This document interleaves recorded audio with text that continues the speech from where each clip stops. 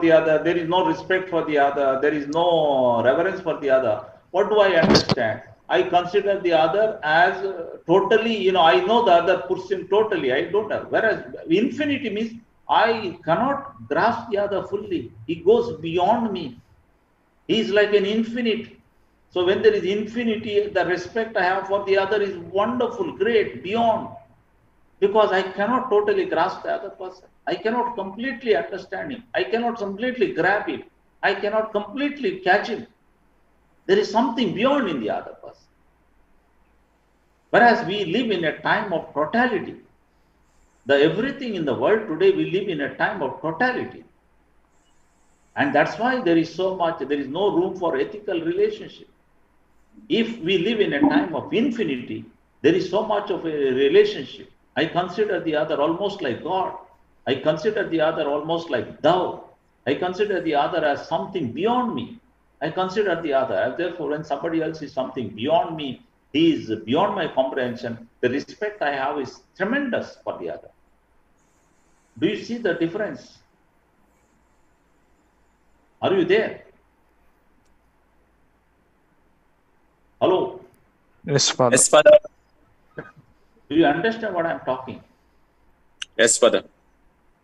Do you see the difference between totality and infinity now? Say something, man. Yes, Father. Understood, Father. Yes, Father. The difference So, between how totality do and we infinity. relate with the other in the present context? Is it In in terms of totality. totality or In in terms totality. of infinity? Totality, Father. In terms of In totality, totality. we put the value, Father. Totality we relate. That is the reason why there is so much of inhumanness. That's the reason why there is so much of killings and murders. That's why there is so much of use and abuse of persons. Because we live in a time of totality. We consider everybody as same.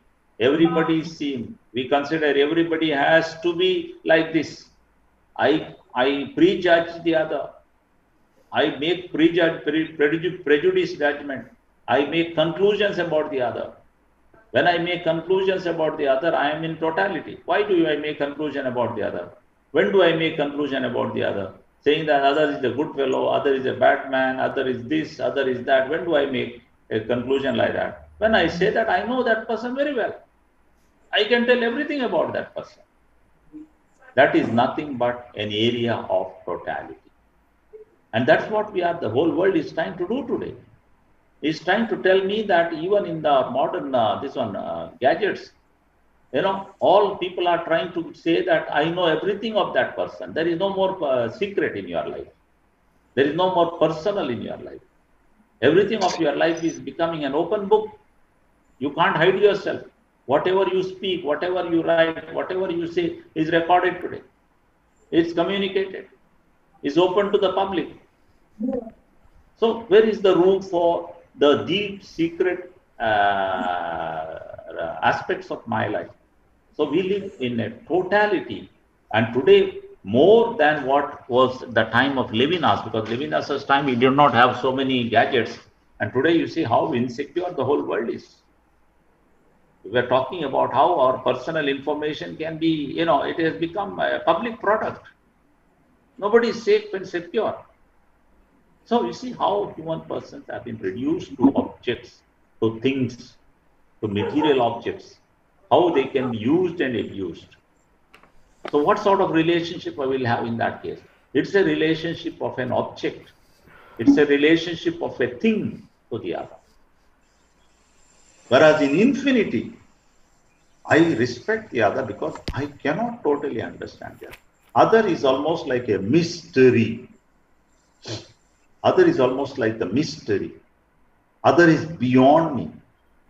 I can know something about the other, certainly, but I cannot know everything about the other. Other has a hidden corner of life, his life or her life. There is something beyond. There is a surplus in the other. There is something beyond in the other. I'm not able to go into the depths of the life of the other. That is infinity. Am I making things clear? Yes, Father. Yes, Father. Is it clear? Yes, Father. Now it is clear. Now it Now is it's clear, clear. Father. That's why you are saying something else. when I said something. So, Gleason, are you here? Yes, Father, I'm here only, Father. Do you understand me? Yeah, totality and infinity. In totality, we put the values. In infinity, we cannot put the values, Father. No, no, no, no, no, no, no, no. No, no, not at all. Not at all. Yeah, Father. No, no, no, no. What is that? In I totality, cannot put the grasp values in is what? infinity. What? I cannot grasp in infinity, whereas I can grasp in totality, Father. Yeah, so, but you said what values you put the values in what?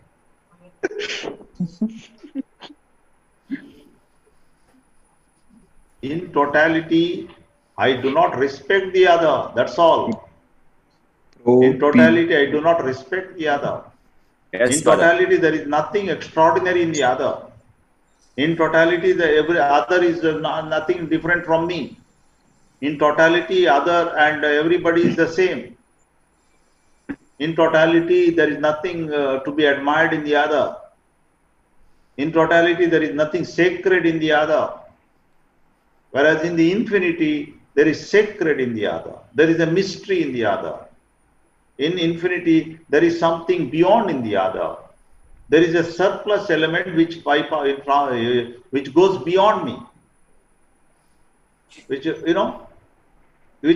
goes beyond my comprehension. That is infinity. Is that clear, Gleason? Yes, Father. So that is Excuse me. that's what. So he is inviting that as we live in a world of totality today, we need to look at the other person from the infinity. So it is here. It is here. The Levinas is bringing out an aspect of the uniqueness of the other. Every person is unique. What does it mean? Every person is unique means what? What It is is the not the meaning same. of A person every is not person same is so different completely from the other. Special, precious. Every person is so different from the other. We have so many common points that certainly no doubt about it. But every person is different. Every person is unique. And to show that, Levinas makes a beautiful analysis of the face of the other. The face of the other. The philosophy of the face of the other. Face, F-A-C-E. Philosophy of the face of the other. So every face is different. Even in identical twins, there is a difference between the two twins. For an outsider, he or she may not be able to understand, but for a mother and father, certainly they will be able to understand who is who. Every face is different. You may say that one looks like the other. There may be some similarity between one and the other. There can be some similarity. But no two faces are same. Have you ever seen two faces exactly the same anywhere? No, Father. They don't exist. Do they exist in Bangalore, William? Not at all. Do they exist in Karwa, in their forest? Not at No, all. Father. Do they exist in, I don't know, Shimoga? Not at all. What about in Trivandrum? Not at all. What about in Mysore? Not at all. Not. So there are no two phases anywhere. And we have had millions and millions of people in the world so far. Millions and millions of people in the world so far. And maybe in the millions and millions to come in the future. But no two faces are same. What does it mean? What is an indication? What is an indication in that? Each one is unique. Every Each one is unique. person is unique. So that's why he makes the philosophy of the face. Now somebody must do a homework now. Develop the philosophy of the face of the other. What is the philosophy of the face of the other developed by Levinas? Who will do that? Who will do that? A philosophy of the face of the other. Who will write? Must write one page, 3/4 of the page. Who will do that? I can't hear anybody talking. No volunteers are coming up. Who will do that? Otherwise, I will tell them, no, Glanson no need because he has done earlier. I want others to do it. Who will do? Hello? Hello? Huh? Who is going to do that? Nobody is there. Eh? Shall I tell the name? Rakesh. Rakesh. Nobody is. William, why can't you do that? Huh? William? You do it nicely. Since are you staying in the seminary or at home? I'm staying in Bishop Road, sir. Bishop's house. Then certainly it is there's no reason to do it. So you do it, the philosophy of the other, this one. So you will, this one, you will be able to, this one. So find out from different sources and don't just copy word for word. Don't just copy word for word. Okay. Philosophy of the face of the other. The face of the other. Levinas this concept of the face of the other and the philosophy of the other. So in that you will Excuse find, me, Father. yeah. I'm leaving the meeting, Father. Who? Joel, Father. Joel, okay. You leave, but don't leave forever. Yes, Father. Come back and ask others what I have taught, okay? Yes, yes, Father. Thank you, Father. Yes. So there is not much time left. I'm not going to take the second session today because Thank you, Father. it's going to be what? Thank you. Oh, Mebin just got up. You fellow. No. I was trying. It was not opening, sir. Mebin, you fellow, you are staying. I don't know where you are staying. You Honest, better Father. get ready all the time. I was trying, sir. Just now it is open. You must try from. We are, trying to. So see, you see, in the entire philosophy of Levinas, again and again, this point is becoming more and more. It comes very pointedly. It comes that to understand the other, we must not take rapid conclusions. We should not jump into conclusions. We should allow the other to be the other. Allow the other to be the other. Allow the other to be the other means he is or she is different than me. He or she is totally different than me.